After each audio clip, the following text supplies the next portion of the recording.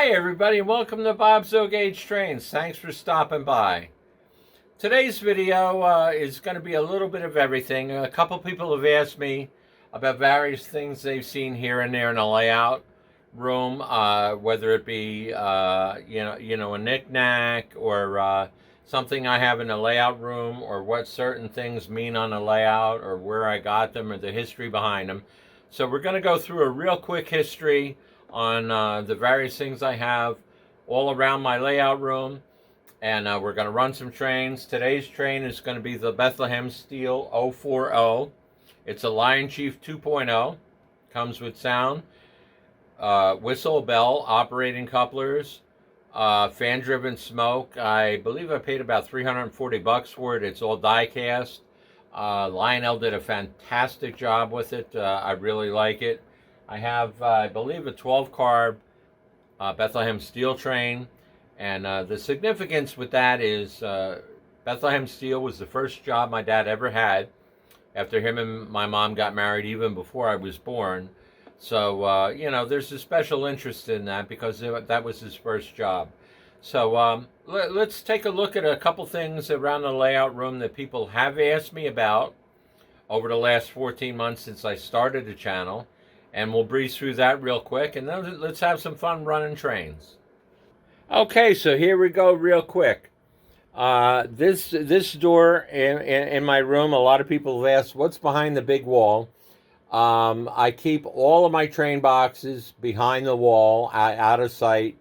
I like to keep my train room, neat and clean. I'm a fanatic about it. If I see something out of place or messy, I'm always straightening something up. So all my train boxes are behind the door in a little storeroom. Actually, behind that door is a bathroom. And one of my buddies did ask about this telephone right here. It is a reproduction model. It is not original. It is a repro, but it actually is a functioning telephone. So yes, it does work. The rocking chair right here is 60 years old. It was a rocking chair that my mom and dad bought when they first got married, even before I was born. So it's a very old rocking chair, but it's been reupholstered and refinished. And for a 60-year-old chair, man, I'll tell you, it's very comfortable.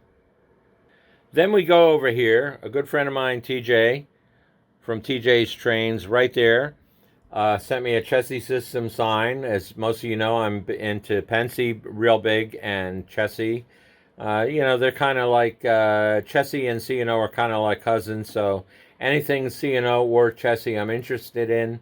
So I have the sign hanging up in the back wall. A lot of you have seen that red sign, the red flag in the back, right back there. That came from Bethlehem Steel in Johnstown, Pennsylvania.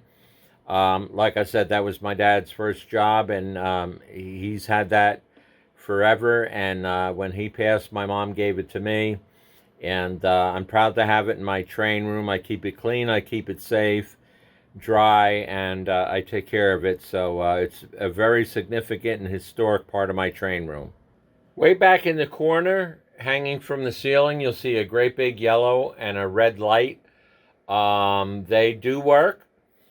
They're held by a chain and electrical wire that do plug in. All you do is flick a switch and they do come on. They originally came from my grandparents' house many, many, many years ago. They're very old. I don't have any information on when they were put out or what company made them. All I know is I'm 62 years old, and I remember these lamps as long as I can ever remember. So they're very old, and I take good care of them. I clean them up every now and then. I don't want to clean up the brass because, as you know, anything collectible has what they call a patina, and I don't want to remove any of that. So I just kind of keep them clean, but they are very special. They were in my grandparents' house for many, many years, and it just kind of adds to the nostalgia of the train room. Okay, and I've actually gotten a couple emails and comments about what do the little gray boxes in front of the layout do. Believe it or not, if I flip a little bit, I actually have two of them, which you can see right here. each have a white button to the left and a red button to the right. I actually have two operating sections of Gargrave's track. My whole layout is Gargrave's with the exception of the switches. They are made by Ross. And what these two boxes do is it's basically an uncoupling track and a button to operate the operating section of the track. It is a 5-rail piece of track. So if I just kind of pick this up and roll it back, you may be able to see the 5 rails right in here. And right in here is a little magnet. If you push the white button, the little magnet here kind of pops and it's like an uncoupling track. And there are 2 other rails. So from here to here is actually a 5-rail piece of track. And that's basically a track activation. When you push the red button, if you have a car that either dumps a load, or if you have an operating box car from MTH that opens up the box car, you hit the red button and that makes your operating car go. Also, if you were to have the Lionel milk cars, you would push the red button and the guy would go in and out with the milk cars. So that's what those little boxes in front of the layout do. Along the front of the layout, different people do it in different ways. You can use the buttons that come with the accessories. I just wanted to spruce it up a little bit. Every single operating accessory I have on the layout, I have a little sign in front of it that says what it is right here. And these are non-lit doorbell buttons. Nothing more than a doorbell button. So this one is for Mel's Diner. If Mel's Diner was on, I would just tap the button and it would operate the accessory. So they're basically just buttons to operate the various moving accessories on the layout. And then the last thing I want to show you that a couple people have asked me about if it actually does operate. And yes, it actually does. I have 2 MTH signal bridges, one for track 1 and 2, the other for 3 and 4. That is right there. And as the train goes through, I have an insulated piece of track.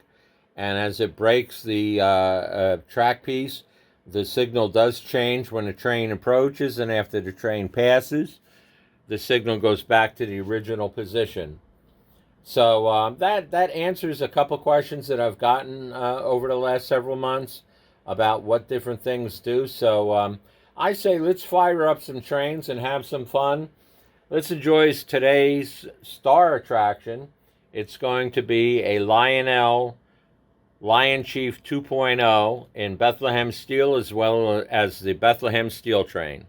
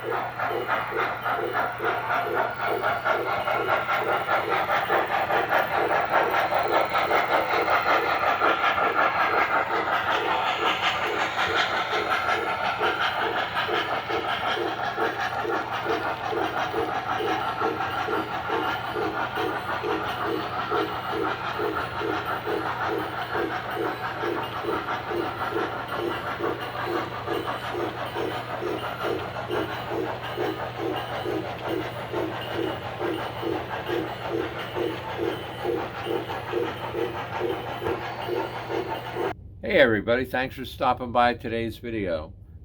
Today's video featured the little Bethlehem Steel 040 switcher. Like I did say, it is by Lionel. It's a Lionchief 2.0. Both engine and tender are die cast. You know, with today's market, it's very easy to get some of the great big engines that are $1,800. Some 2,000. I believe this cost me around $340. I may be off by a couple dollars, but you don't have to drop $2,000 for a top line locomotive. This is all die cast, and it's a great puller. It's a great sounding locomotive. So it's just a different option on you know, how you can go about it. Also, we did go around and I explained a couple things over the last 14 or 15 months. A couple guys have emailed me and asked, you know, how did you get this, or where did you get that? I've actually gotten probably about 10 different replies in emails about the Bethlehem Steel flag I have on the back wall. So I took today's video to answer maybe a couple questions on what I have in my train room and what it represents. So when you build your layout, if you have the opportunity to you know, have a space big enough where you can display some of your other items, whether they're personal mementos or railroad memorabilia, there's always a way to dress up your train room to make it feel real homey and quite honestly look nice. So I hope you all enjoyed. Once again, if you did like what you see, please give me a thumbs up. Subscribe if you're not already a subscriber, and hit the bell notification so you don't miss anything. There are a lot of cool things coming up. I'm hoping to get a couple of my pre-orders in before the end of the year. One actually did come in, I don't know, 4 or 5 days ago.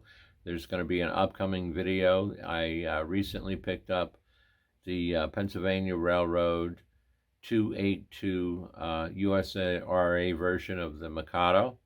There's going to be a product review and a full video on that coming up very, very soon.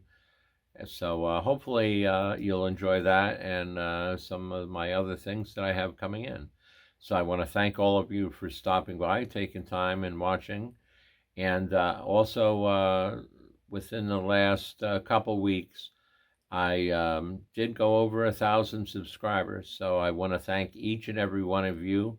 If you watch, if you tune in once in a while, if you do subscribe, thank you so much. I'm I think at 1,031, and I opened the channel up August 19th of last year, so it's almost 15 months.